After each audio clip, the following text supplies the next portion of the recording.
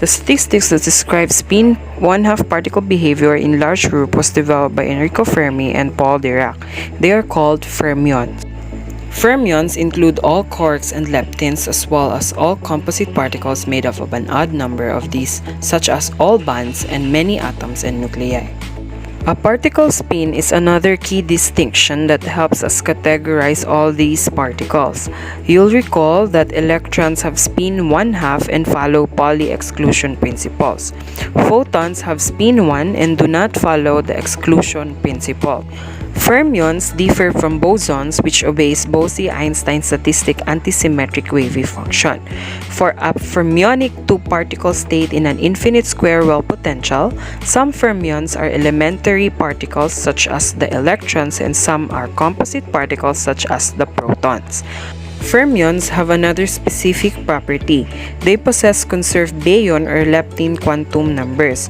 Therefore, what is usually referred to as the spin statistic relation is in fact the spin statistic quantum number relation. The statistics that describe spin one particle behavior in large group was developed by Satyendranath Bose and Albert Einstein. They are called bosons.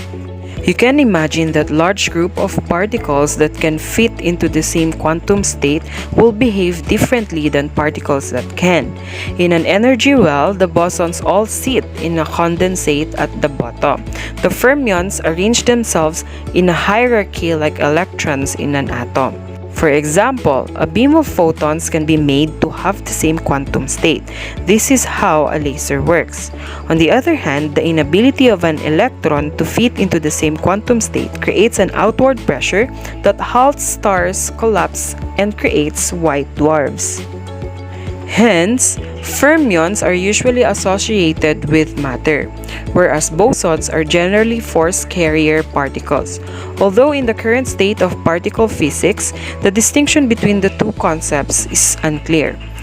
Weakly interacting fermions can also display bosonic behavior under extreme conditions. At low temperature, fermions show superfluidity for uncharged particles and superconductivity for charged particles. Composite fermions such as protons and neutrons are the key building blocks of everyday matter. Again, this is Joval Mark M. Lacida. Thank you for listening to my discussion about fermions and bosons.